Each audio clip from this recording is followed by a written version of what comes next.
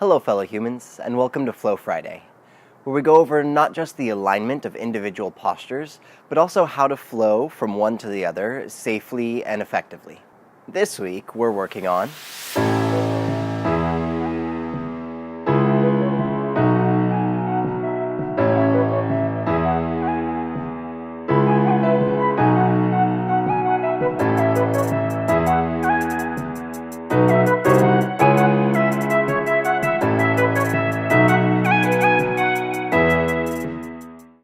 Now that we have seen the overview, let's slow it down to take a look at alignment, transitions, modifications for building strength, and stronger options for when you're ready for the next level.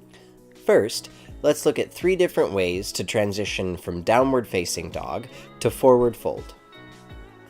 Option number 1 is to tiptoe your way to the top of the mat.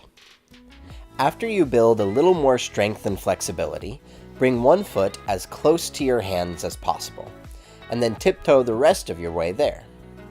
If you are ready to start floating, look forward and jump your hips up to bring them over your shoulders. Glide your feet down as slowly as you can, and as close to your hands as you can. Let's watch it again in slow motion and check some alignment. What you will notice here is that the red line indicates where my spine is. I would have been much more successful in this float were my spine to be along the green line. When I get halfway down, my spine has come into alignment with the green line. This shape will be important in a moment.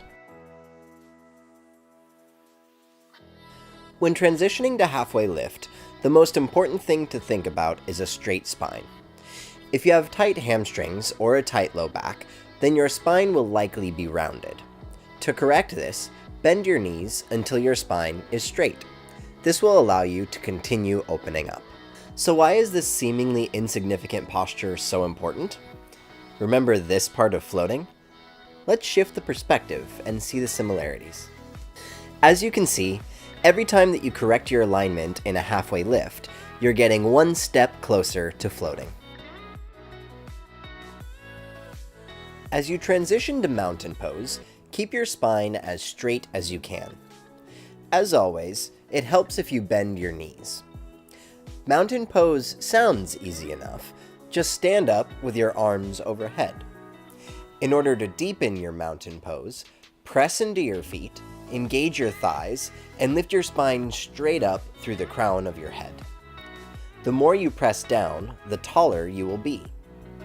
If you want to know what to do with your shoulders, check out the section in last week's video on external shoulder rotation.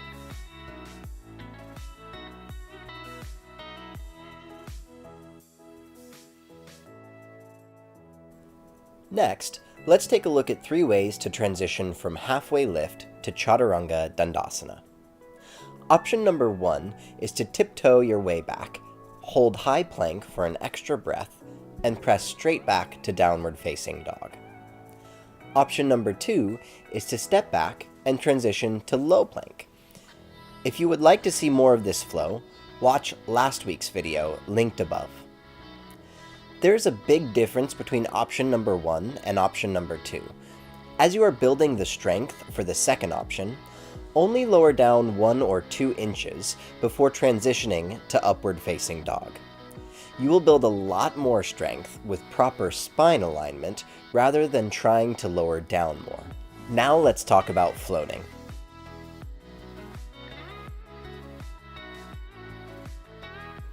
First, take a look at my elbows. As you can see, your elbows need to stay directly over your wrists the whole time. If they move back, you will lose a lot of muscle engagement. Next, bring your attention to my shoulders. In order to keep elbows over wrists, your shoulders and chest have to go forward as your feet go back. Think of it as a pivot point from your hips. It is in fact the same pivot point from this halfway lift. If you are working on floating, the biggest takeaway from this video should be to continue practicing the alignment in your halfway lift.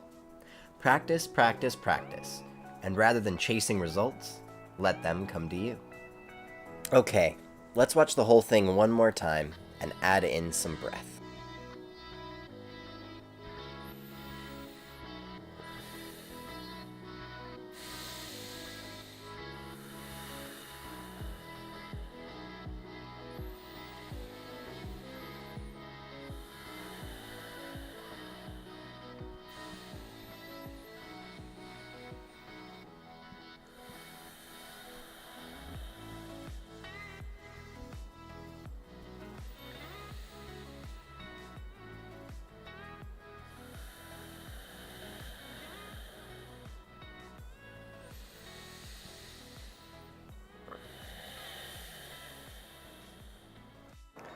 Thank you so much for exploring with us. Like me, I know you want to take this practice even deeper. Let's grow together. Let me know in the comments below what you learned from this week's video, what you want to see in next week's video, and any questions you have. I'll see you next week, and until next time, keep making gratitude happen.